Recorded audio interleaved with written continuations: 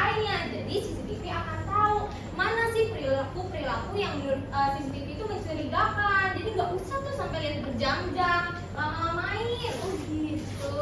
Nah, untuk kalian yang ingin lebih tahu tentang penerapan kecerdasan buatan dalam CCTV, simak kelompok kita ya. Sebelum itu, Assalamualaikum warahmatullahi wabarakatuh. Waalaikumsalam warahmatullahi wabarakatuh. Halo semua, perkenalkan kami dari kelompok 1. Kita akan membawakan tentang pemanfaatan kecerdasan buatan dalam CCTV untuk meningkatkan keamanan masyarakat dan tantangan privasi. Perkenalkan, aku Ali Ramadhani dari absen 3. Aku Dia Setia Utami dari absen 8. Aku Nadia Kalisa dari absen 25.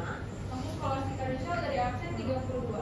Nah, kita langsung simak aja ya teksnya. Oke, pertama itu ada teksnya. Nah, teks ini berasal dari tema yang udah dikasih oleh Bu Pur, yaitu kecerdasan buatan dalam pengawasan dan keamanan publik. Akhirnya kami membuat sebuah paragraf dengan sebuah teks dengan 4 paragraf. Yang pertama judulnya itu pemanfaatan kecerdasan buatan dalam CCTV untuk meningkatkan keamanan masyarakat dan tantangan privasi. Oke, sebelumnya semua orang kayaknya udah pada tahu ya CCTV itu apa ya kan? Kayak tuh udah CCTV, kita keluar kalau orang sebentar ada juga CCTV. Nah, untuk ini bagaimana ya kalau misalkan CCTV itu dilengkapi oleh AI gitu ya kan? Nah, pastinya karena AI itu fungsinya adalah memudahkan pekerjaan manusia. Nah, akhirnya di paragraf yang pertama ini menjelaskan tentang gambaran umum bagaimana AI kalau misalkan di CCTV itu ada AI-nya. Nah, selanjutnya yang paragraf kedua itu menjelaskan tentang proses kerja AI seperti memproses informasi secara otomatis. Nah, nextnya di paragraf ketiga itu menguraikan manfaat-manfaatnya dong, pastinya manfaat-manfaat bagaimana kalau misalkan CCTV itu ada AI-nya nih. Salah satunya mencegah tindak kriminal atau kecelakaan di tempat umum seperti di stasiun, ya istilahnya lebih ke transportasi umum lah ya.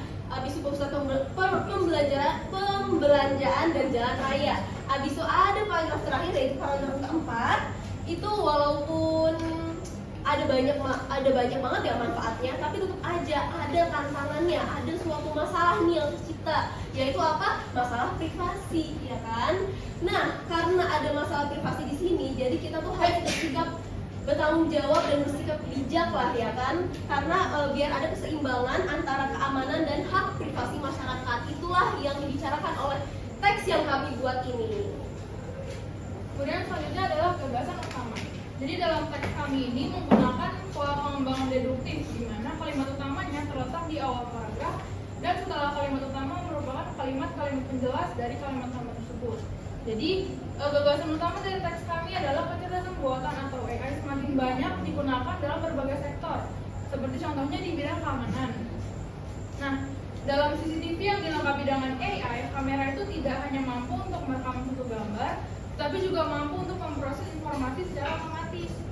Nah, selain itu, dalam CCTV juga mampu untuk memprediksi pola perilaku dari data yang telah dikumpulkan tadi. Nah, meskipun ada banyak banget nih manfaat dari AI dalam CCTV ini, tetapi juga ada salah satu tantangan, contohnya adalah terkait privasi. Lalu selanjutnya aku akan menjelaskan tentang informasi utama terkait teks yang tadi sudah dibacakan oleh teman aku. Nah, yang pertama pada poin pertama ini kecerdasan buatan AI ini tuh menjadi solusi canggih dalam meningkatkan keamanan publik. Nah, salah satu contohnya itu adalah integrasi dalam sistem keamanan, dalam sistem CCTV. Nah, yang kedua, pada poin kedua, salah satu fitur keunggulan utama dari AI di dalam CCTV ini ialah pengenalan wajah. Fitur ini tuh bisa mengidentifikasi wajah yang telah terekam oleh kamera CCTV secara cepat dan akurat. Yang ketiga, pada poin ketiga, teknologi AI dalam CCTV juga meningkatkan kemampuan penyimpanan data serta analisis rekaman yang lebih canggih. Terus juga AI itu kan bisa mengurangi pengawasan manual oleh manusia. Makanya AI dalam CCTV itu bisa memantau ribuan jam rekaman secara otomatis. Pada poin kelima, sistem AI juga dapat mengenali pola perilaku yang berulang serta tindak kriminal, sehingga bertindak kriminal serta menjaga tindak kriminal di kecelakaan di tempat umum seperti di stasiun, jalan raya, terus pusat perbelanjaan dan lain sebagainya. Nah, namun dari semua hal positif yang tadi sudah saya jelaskan sebelumnya, AI itu juga menimbulkan suatu kekhawatiran baru di kalangan masyarakat, terutama terkait privasi data.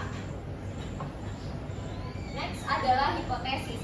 Nah, penerapan kecerdasan buatan atau AI ini dalam CCTV ini meningkatkan yang namanya efektivitas pengawasan dalam keamanan. Seperti yang kita tahu kan tinggal kayak taruh CCTV, dia bisa tahu apa kegiatan yang ada di dalam ruangan tersebut.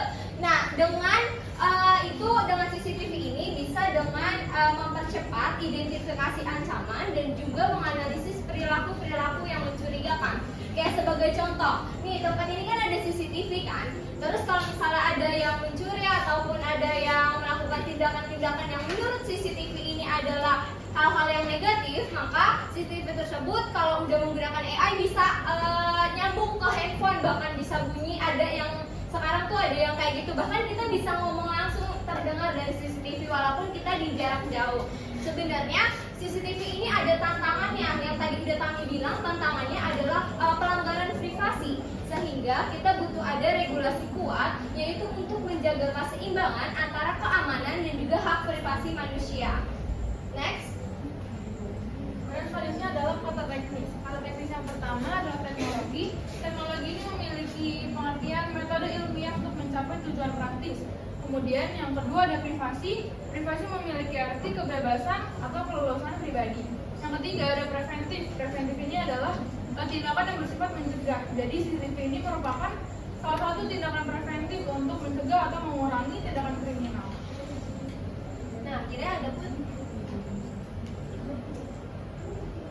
Nah, selanjutnya pun ada yang namanya regulasi. Nah, tadi kan Alia pun bilang kalau misalkan dari pelanggaran privasi itu perlu adanya regulasi yang untuk mengatur hak keamanan dan hak privasi dan keamanan di masyarakat kan. Nah, regulasi itu mudahnya itu adalah peraturan atau pengaturan kayak regulasi baru pemerintah kan sering dengar gitu kita kan.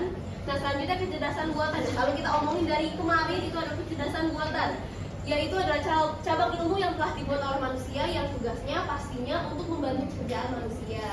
Next ada konjungsi. Itu di teks itu ada intrakalimat dan juga antarkalimat, di mana intrakalimat adalah kata penghubung yang menghubungkan dua klausa atau dua bagian dalam satu kalimat. Di teks itu ada karena, sehingga, dan, atau tetapi. Jadi nanti contohnya ada di teks sebentar. Kalau saya akan jelaskan antarkalimat. Antarkalimat adalah kata penghubung yang menghubungkan dua kalimat seperti selain itu, oleh karena itu, dan namun. Kita ke contohnya, ke teks.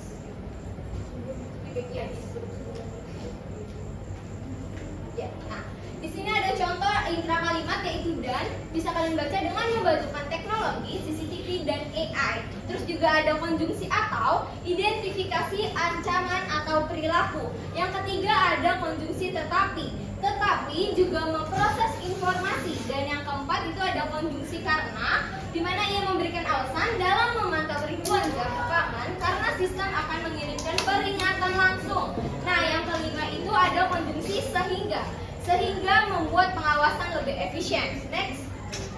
Di sini ada konjungsi antar kalimat. Yang pertama itu ada konjungsi selain itu.